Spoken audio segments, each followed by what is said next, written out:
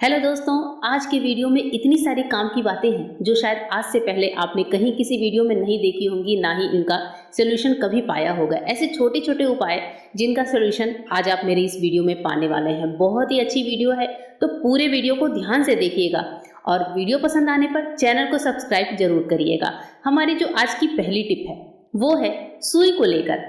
जो हमारी नीडल्स होती हैं घर में, जिन्हें हम सिलाई के लिए रखते हैं, और होता यह है कि ये सुइयां कई बार कई साइज की होती हैं। कई बार हम लोग बहुत बारीक वाली भी सुई रखते हैं, बड़ी वाली भी रखते हैं, और 20 साइज की जो एक सुई होती है वो भी रखते हैं। पर नीडल्स को हम रखें कैसे कि ये हमें आसानी से मिल जाए? इसके लिए बहुत छोटा सा उपाय है कि आपको एक पुराने पेन का इस्तेमाल कैसे करना है। पुराने पेन का इस्तेमाल करने के लिए आपको पेन का रिफिल जो खत्म हो जाता है उसको निकाल दीजिए और पीछे का पार्ट खोलकर इस तरह से सुइयों को पेन के अंदर डाल दीजिए। सिर्फ रिफिल को अलग करना है, बाकी पेन के किसी पार्ट को अलग नहीं करना है।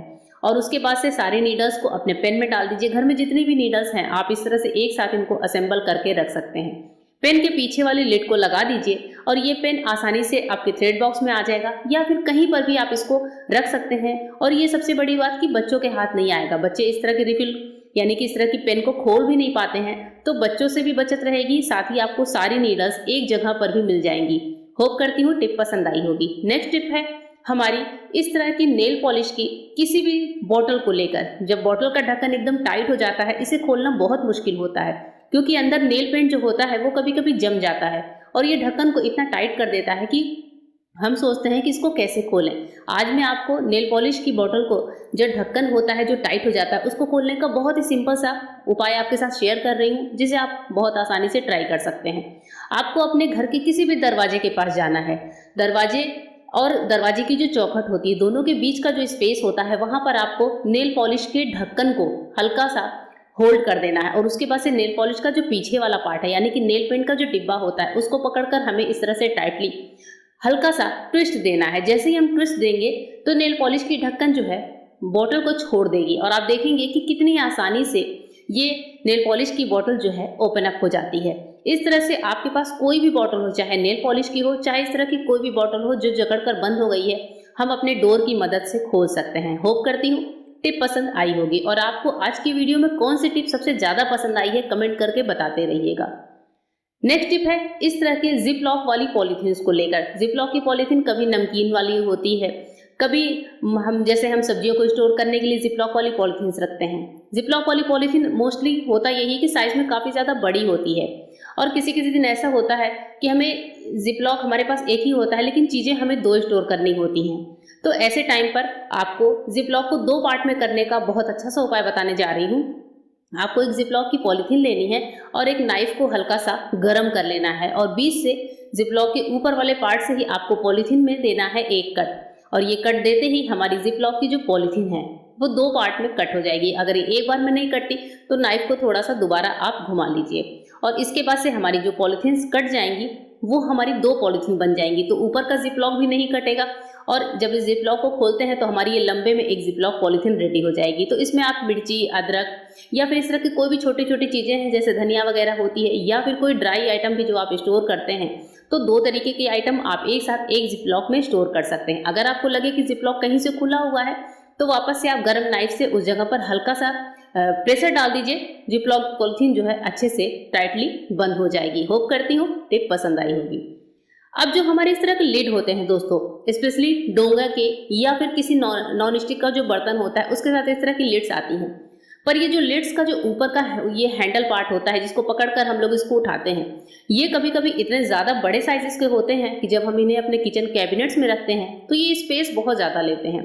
और अगर आपका कोई बर्तन है जो डेली इस्तेमाल में नहीं आ रहा है तो उसको रखने का वो कम स्पेस ले, बहुत छोटा सा उपाय है कि आप इसके पेचेस को ओपन कर दीजिए। यानी कि जहाँ पर हैंडल फिट है वहां पर हैंडल वाले पार्ट को निकालकर हम अलग कर देंगे। तो पेज को आप आराम से खोलिए और इसके पास से जो हैंडल है वो हम डाल देंगे अंदर की साइड और पेज को लगा देंगे ऊपर की साइड, यानी कि अपोजिट साइड से इसको बंद कर देना है। टाइटली इस तरह से कर दीजिए। उसके बाद से जब आप इस बर्तन को अपने किचन के कैबिनेट में रखेंगे तो ये बर्तन बहुत ही कम स्पेस लेगा और आप देखेंगे कि आपके कितने सारे स्पेस की बचत हो रही है, क्योंकि हमारे ये जो बर्तन होते हैं, बर्तन से ज़्यादा कभी कभी जो इनके लिड होते हैं दोस्तों, वही बहुत ज़्यादा स्पेस लेते हैं हमारे किचन कैबिनेट्स में।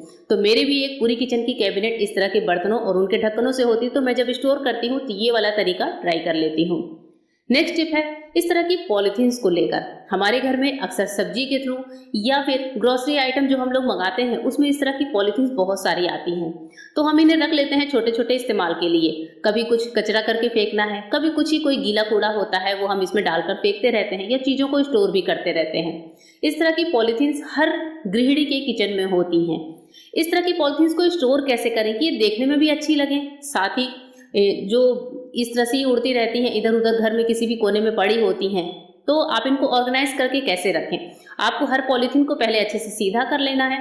इसके हैंडल वाले पार्ट में दूसरे पॉलीथीन के पीछे वाला पार्ट इस तरह से हल्का सा घुमा देना है, बस इस तरह से घुमाना है। और फिर जो नेक्स्ट पॉलीथीन है उसके वापस से हैंडल वाले पार्ट में हम दूसरे पॉलीथीन का पीछे का हिस्सा डाल देंगे, तो इस तरह से ये लंबी चेन की तरह बन जाएगी। जितनी पॉलीथीन आपको स्टोर करनी है एक बार में, उतने आप एक साथ लंबी चेन बनाकर रख लीजिए। अब इन पॉलीथीन्स को करना क्या है दोस्तों, आप सोच रहे होंगे कि ये तो हम कर लेंगे, लेकिन इसके बाद हम इनको स्टोर कैसे करेंगे। इसके लिए आपको चाहिए प्लास्टिक की एक पुरानी बॉटल। मैंने यहाँ पर छोटी कोल्ड ड्रिंक की बॉटल ली है, इसके पीछे वाला हिस्सा हम पहले कट करेंगे। इसके लिए आप कोई सीजर, नाइफ या फिर कटर का यूज कर सकते हैं। मैंने यहाँ पर एक नाइफ को अच्छे से गर्म किया है और गर्म नाइफ से जब हम प्लास्टिक को कट करते हैं तो बहुत अच्छे से ये कट हो जाती है। पर एक बार का ध्यान रखिएगा कि जो भी नाइफ आप बार बार गर्म करते हैं उसी एक नाइफ को बार बार गर्म करिए, हर नाइफ को आप कटिंग में यूज मत करिए। और इसके बाद से ये पॉलीथीन जो हमने अरेंज करके रखी थी चेन की तरह, इसको 1 बाय 1 करके बॉटल में अच्छे से डाल दीजिए। और उसके बाद से आप देखेंगे कि कितनी बढ़िया तरीके से इनमें से एक एक पॉलीथीन निकालना आसान होता है। और हाँ, डालने के बाद आपको जितने भी पॉलीथीन डालने हैं एक बार में आप डाल सकते हैं। और जहाँ से हम पॉलीथीन को डाल रहे हैं वहाँ पर आप कोई डोरी या धागा वगैरह बांध सकते हैं। और जब आपको पॉलीथीन निकालना हो तो बॉटली के मुंह से एक पॉलीथीन को खींच लीजिए। खींचते ही जो दूसरी पॉलीथीन है वो हल्की सी बाहर आ जाएगी, और जब नेक्स्ट टाइम आपको यूज़ करना है तो दूसरी वाली पॉलीथीन को खींच कर आप निकाल लीजिए। तो इस तरीके से आप ऊपर से इनमें पॉलीथीन भरते रहिए, नीचे से इनको इस्तेमाल के लिए निकालते रहिए। और यहाँ पर आप 2 धागे की मदद से कहीं पर भी इस बॉटल को टांग सकते हैं या फिर कहीं आप रख भी सकते हैं, तो इस तरह से देखने में भी अच्छे लगते हैं। अब जो हमारी नेक्स्ट टिप है वो है पेन के इस तरह के निशान को लेकर। घर में हम लोग कभी कुछ लिखते हैं या बच्चे होते हैं हमारे हाथ पैरों में डिजाइन बना देते हैं, उसके बाद से इन दाग को छुड़ाना थोड़ा सा मुश्किल हो जाता है।